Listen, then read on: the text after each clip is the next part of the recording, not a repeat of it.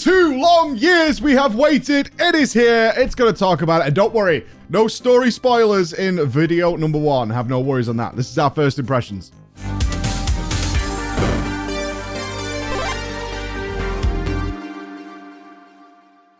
Final Fantasy 16. This is the first time I've jumped into a Final Fantasy when it actually launched. We've done a ton of preparation for this. We've played 4, we played 6, we played 7, we played 7 Remake, we played 7 Remakes DLC, we've played 8, we played 9, we played 10, all in preparation to be here for this moment. In fact, we just finished Final Fantasy 7 Remake a day before FF16 came out in getting readiness for this.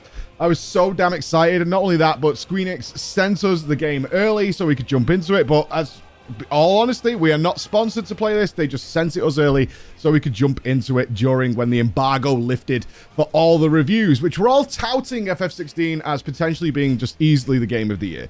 That's what people were expecting. We, of course, have the FF14 team from Heaven's Ward coming in, the writing team from Heaven's Ward, Yoshida producing the overall, Soken doing the music.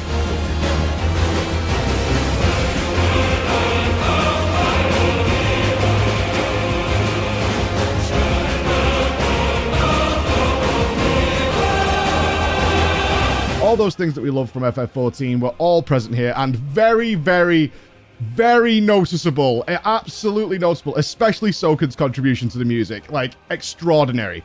Absolutely extraordinary. And a much darker writing than I actually expected. Especially coming back, the most recent game was FF7 Remake.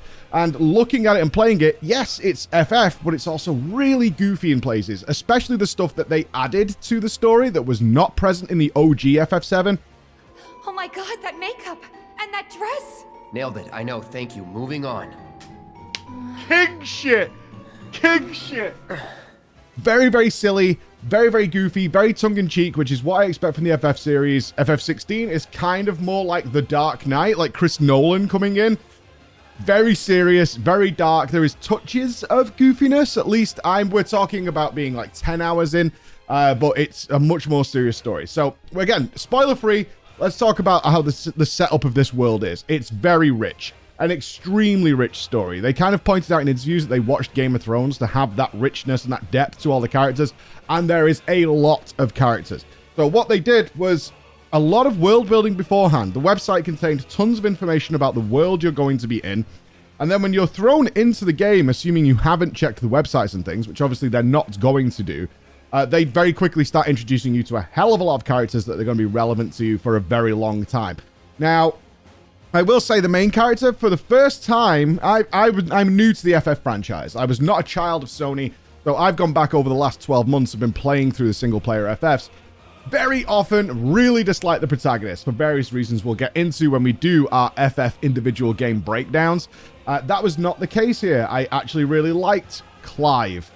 The name could use some work, that's for sure.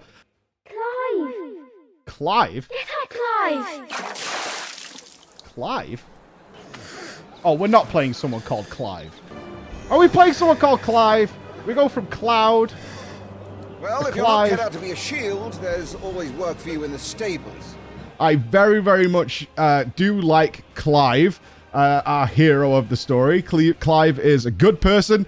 He seems to be doing well. However, as always with FF stuff, when it comes to all the overall world building, there's some darkness there that makes you a bit uncomfortable. There's things that are going on, even though you are the good guys, and well, that remains to be seen, that are like, I'm not okay with this, though. Like, why is that happening? And make you second guess. Again, going for that gray, not the clear black and white, good guy, bad guy. Going for that grey setting, and all the individual characters that we meet throughout the story are very much grey characters. Some of them are leaning more towards the evil, and some are leaning towards the good, but nobody's pure good, pure evil, which is exactly what I expected for this and enjoyed it a lot. There is a system here, though, that is going to, potentially you're going to love it, or you're going to be a little frustrated by it. And it was something I didn't know about before I started playing, because I ignored the demo. We knew we were going to play this game completely full when it came out. There was no need for me to play the demo and then have that pause between us getting back into the story. So I played through everything from the start, including the demo release content. And that is the ATL system. ATL stands for Active Time Law. And what this is the world is so big and rich is during cutscenes where you're getting a lot of dialogue from these characters, and the game is very, very cutscene heavy in the first few hours, but not to the point that it annoyed me, like with other games, that each cutscene had a purpose. It pushed the story forward. It showed different perspectives. I was fine with it. Is you can hold down the faceplate button on your controller, and you will get a bunch of backstory and context for the characters involved in that cutscene who you might not know who they are. Or if it's revealed something in the cutscene, it's like, this is the person's name, this is where they come from. You can then open the ATL and actually get a little bit more context to their homeland, what their motivations might be, why they are a certain way, that aren't super necessary to follow the story. Like, you're not going to be unable to figure out what the hell is going on because you didn't read all these extra boxes. But for the people who enjoy the story, yeah, you're going to get all this extra context. Now, the problem with that is, as I just said, is you press that button during cutscenes. And often if you're watching an important cutscene, you kind of just want to watch it. I kind of want to enjoy that. I don't want to stop it in the middle of epic music or what's going on to be like, oh, who's this guy?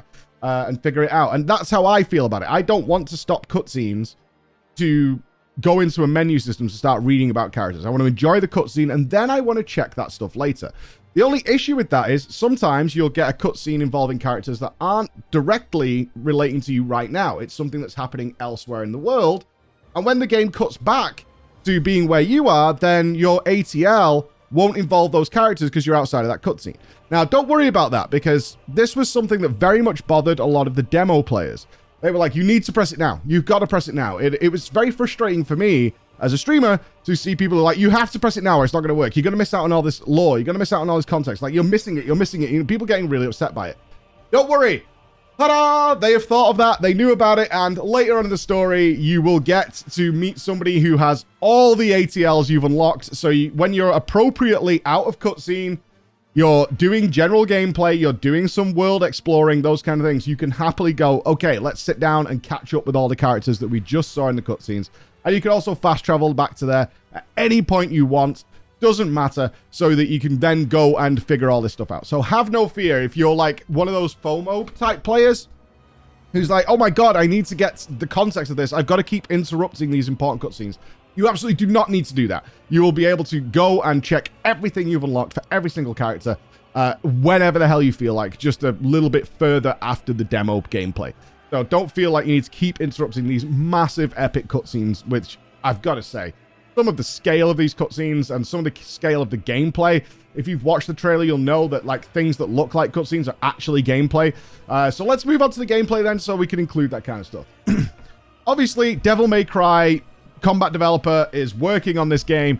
That will be a love-hate relationship for some people, I'm sure, because it is very, very action-orientated. If you've ever played Devil May Cry, I've touched them every now and again. Obviously, I came from the FF7 remake, which is also very action-focused, and it made a lot of sense to me. You pay for this. Okay, We've got a live one. Remember our orders? No survivors. Who would order such a that's pretty cool.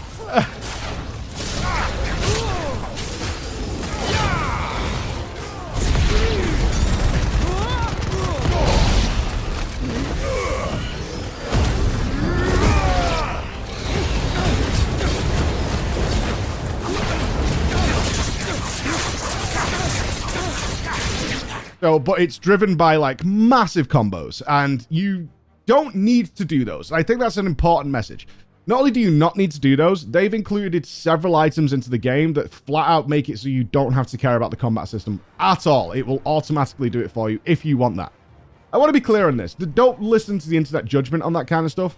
If action games aren't your jam, use those goddamn items and have fun with the game, because it will look spectacular. Nobody cares in the entire world besides little Timmy sat there going, well, I did it legit, proper. No one fucking cares. No one cares. Use those items, make them work for you. They will automatically dodge all attacks for you. They will automatically attack everything because you're there for the story. We get it. It's totally fine. So those items exist in your inventory from relatively early on in the game, so you can enjoy that stuff. It will let you test out the combat before it like throws all that stuff at you. But once you get that, you're like, oh, okay, cool. I don't like this. I'm not great at perfectly timed dodging, for example. It's not my jam. That's fine. That's absolutely fine. And I fully encourage everybody to utilize that and use it to your happiness level. Nobody cares at all whatsoever. So the combo stuff I enjoy, which is great. Got used to. I often find with this stuff you don't actually get good at it until you fight a very, very hard boss where it kind of forces you to learn the system more effectively. But utilizing the big abilities into staggers and which abilities actually cause more stagger but do less damage, getting them into these stagger windows where you can do multipliers of damage on top of them, that's a really nice combo balance, especially as it grows.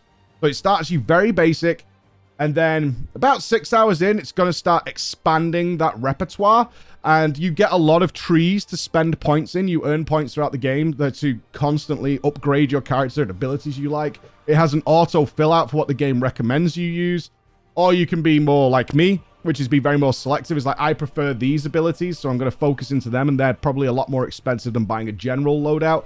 That's how it's going to be. You can completely respec anytime you want, entirely for free. Anybody who knows or has followed my history with Blizzard for a while will know what that means.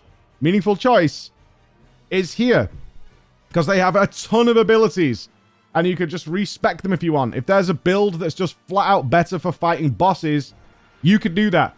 No problem. You could do it on the fly and then change back to a build that's better for running through the world and dealing with trash enemies and random packs that spawn. You could absolutely do that anytime you like. It will just refund all your points for free instantaneously, and you can just rebuild your character on the fly.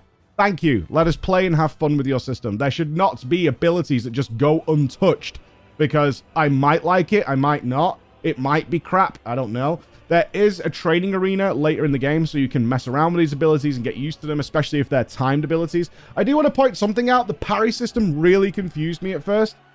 The parry systems that I'm used to, and I'm really good at, are things from like Dark Souls, even Breath of the Wild, where you wait for an attack to kind of land before you, and then you can parry it to block it away. And once they brought in, it's called parry, but as somebody who hasn't spent a lot of time with the Devil May Cry series, it confused me a little bit because it doesn't work that way in this game at all. So a little advice, don't be like me, who was like getting really annoyed that the parry timing just didn't make any sense to me. It's actually animation based, and your weapons kind of clash in the middle of the air. What that means is every swing every single enemy does is different. So you have to learn individually which ones do it. It's also not exactly worth it either to learn every single enemy's individual animation for their 6 or 7 abilities, because they all land at different times, and you have to hit them not when they hit you, which is predictable, Dark Souls style. You have to hit it in the middle of their animation, and they have wind-ups, and they have to be exact point, and the window is very small. So once I figured that out, I stopped bothering with it, because it's actually used like the attack button to parry, which means it happens naturally most of the time anyway. Perfect dodging is exactly what you want to work on. That's great. Perfect dodging is fine. It has a much bigger window, so you can do it. It's much safer. The parrying system, I spent a good half an hour on, and it annoyed the hell out of me until I figured it out. And I was like, oh, and also I don't really need to worry about this. This will be something that this game allows the super hardcore people to really get good at. That's fine. That's totally fine. For the guys who just gonna like perfect this system and come up with like 70 hit combos or whatever, magnifique. For my playthrough, at least right now, doesn't matter at all. Really don't like it. Let's talk about the Eikon fights. This was a huge selling point from the trailer, is that you will get to control, I believe they showed Ifrit, they showed Garuda. You'll get to control these Eikons in combat. These are the most bombastic cinematic fights currently in video games, in my opinion. They're ridiculous.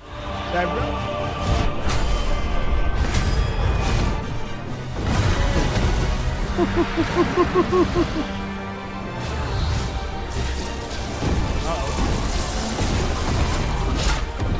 I get a special? Oh, shot!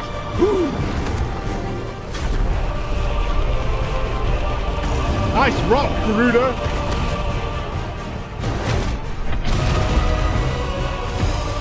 They're relatively simple. You get basic commands, at least for now, for what your Eikon could do, but it kind of doesn't matter because you're essentially watching one of the biggest kaiju movies ever made at the time, and you're literally ripping and rending and tearing. Of course, it's brutal, absolutely brutal. The sound design and the combat animations that they put with these characters is tremendous. It's so good. It's used sparingly, which I think is good because the gameplay is very simple and they're relatively long, not in a down way, because they're used sparingly, which means you're kind of excited for it to happen. You're kind of excited to use that icon. Your jaw drops when you see the icon appear. You're like, oh, especially if you're a fan of the franchise, you're like, oh, dude, daddy's here. Oh, we're in trouble now, baby. We're in trouble now. And then it works out to go in that good way.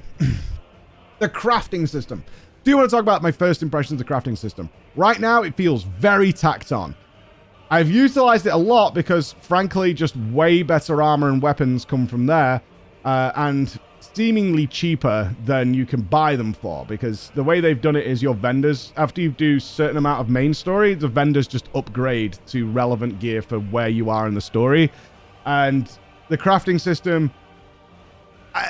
for me, it doesn't need to be there. I would kind of prefer drops. So I just want to put something out here. The crafting system I'm not a huge fan of at the moment. Again, we're about 10 hours in. Because, one, I've never gone to the forge to craft a new weapon without immediately having the resources to immediately make it like +2 and maxed. And it's also replaced that weapon after like the next mission with a brand new weapon. And the mission I just did gave me all the resources to get new weapon. So I feel no attachment to any of this gear that I'm crafting. I'm literally crafting it, doing a mission or two, and then completely replacing it and just selling it. And that's happened, I think, 5 times now. I don't get it. Like, it's just like, do you want to make bastard sword +1? Sure. Do you want to make it +2? Yeah, okay. And then you go and do a mission with it, and then you come back. It's like, do you want to make longsword now? Yeah. Do you want to make it +2? Yeah. It just feels very arbitrary. There's no thought to it. I assume later on there'll be, very similar to the other FFs, there'll be some mega weapon. You'll need to actually go back and revisit areas and farm up materials. X, Y, and Z of those kinds of process. But right now, in the early stages, I don't see the point in it, because also if you've just focused on money, you've got the forge where you can do these upgrades. Right next to the forge is also a vendor who sells the same weapon for money. And after the first few missions, you have way more than enough money to just buy the weapon as well. It also puts into context the side quests. I think the side quests are a system that's going to advance the more we play the game into a much more interesting system. Right now, there's absolutely no reason not to do the side quests, because they take about 30 seconds.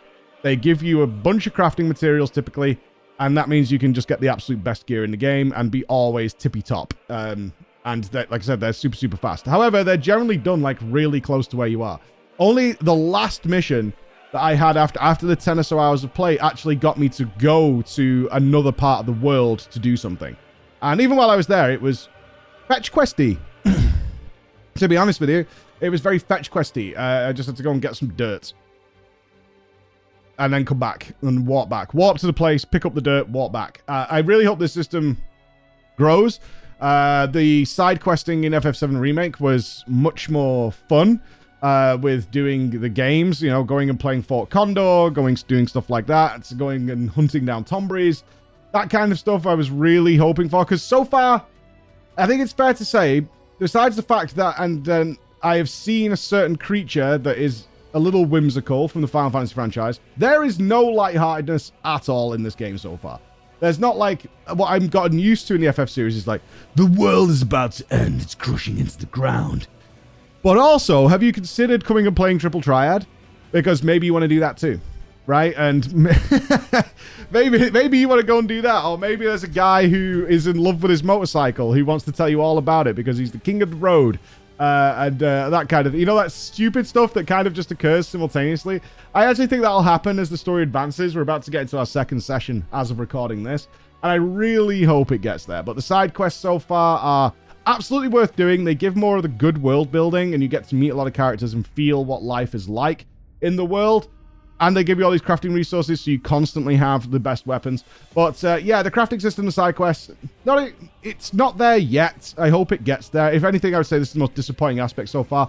An example would be I killed a major boss, which gave me just a single token to get a brand new epic weapon.